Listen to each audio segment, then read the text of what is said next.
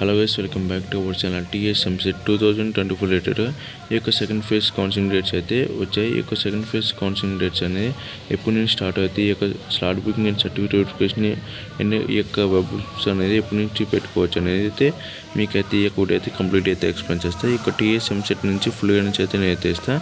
మన ఛానల్ అయితే సబ్స్క్రైబ్ చేసుకుని రెగ్యులర్ అయితే ఫాలో అయితే అండి. ఈ యొక్క వీడియో అయితే ఇంట్రెస్ట్ తీసుకుంటుంది కంప్లీట్గా అయితే చూడటానికి అయితే ట్రై చేయండి. ఇక మెయిన్ వీడియోకి వెళ్తే ఇక్కడ చూసినట్టయితే ఏదైతే సెకండ్ ఫేజ్ యొక్క డేట్ చూసినట్టయితే ఇక ఫస్ట్ ఫేజ్లో ఎవరైతే స్లాట్ బుకింగ్ చేసుకోకుండా ఉంటారో మీరైతే స్లాట్ బుకింగ్ అయితే జూలై 26 నుంచి అయితే జూలై 26 అయితే చేసుకోవచ్చు. ఈ యొక్క స్లాట్ బుకింగ్ అయితే ఈ యొక్క ఫస్ట్ ఫేజ్లో ఎవరైతే చేసుకుంటారో మీరైతే స్లాట్ బుకింగ్ అయితే చేసుకోవటం అయితే అవసరం అయితే లేదు. ఎవరైతే ఫస్ట్ ఫేజ్లో స్లాట్ బుకింగ్ చేసుకోకుండా ఉంటారో వాళ్ళు మట్టికి ఈ యొక్క జూలై 26 అయితే ఈ యొక్క రోజు అయితే మీరైతే స్లాట్ బుకింగ్ అయితే చేసుకోవాలి.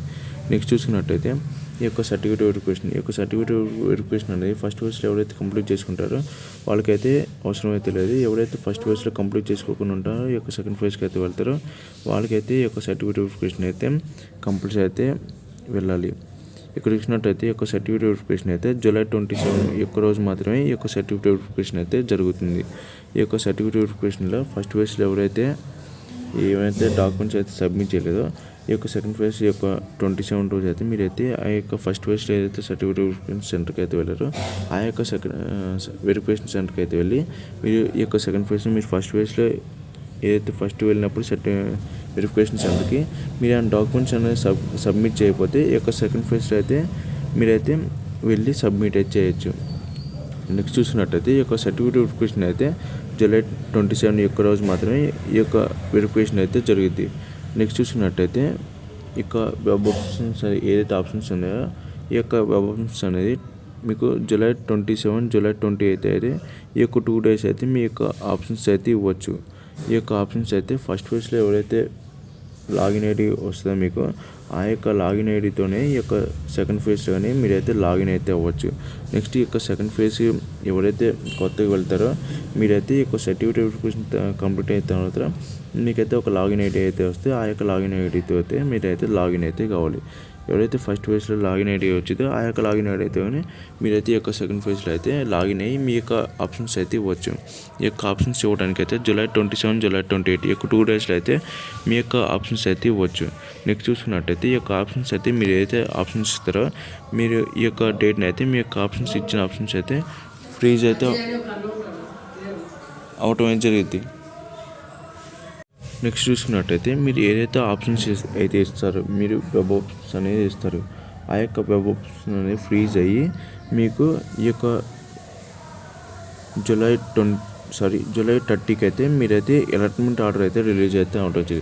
మీరు ఏదైతే వెబ్ ఆప్షన్స్ అయితే ఇచ్చారో ఆ యొక్క వెబ్ ఆప్షన్స్లో మీకు ఇచ్చిన కాలేజీలో మీకు వచ్చిన ర్యాంక్కి మీకైతే సీట్ అయితే వస్తే మీకు సీట్ వచ్చినట్టు మీకైతే రిజల్ట్స్ అయితే మీకు జూలై 31కి అయితే ఇస్తారు.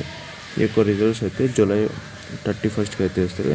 ఈ యొక్క ఏదైతే రిజల్ట్ అయితే వస్తుందో ఈ యొక్క అలాట్మెంట్ ఆర్డర్ ఏంటంటే మీకు తెలిసి ఉంటుంది. ఈ యొక్క ఫస్ట్ ఫేజ్లో అయితే మీకు అలాట్మెంట్ ఆర్డర్లో మీకు పెట్టుకున్న ఆప్షన్స్ మీకు ఏ కాలేజీలో మీకు ఏ కోర్సులో సీట్ అయితే వచ్చిందో మీకు ఈ యొక్క అలాట్మెంట్ ఆర్డర్ ద్వారా అయితే మీకైతే తెలియజేస్తారు.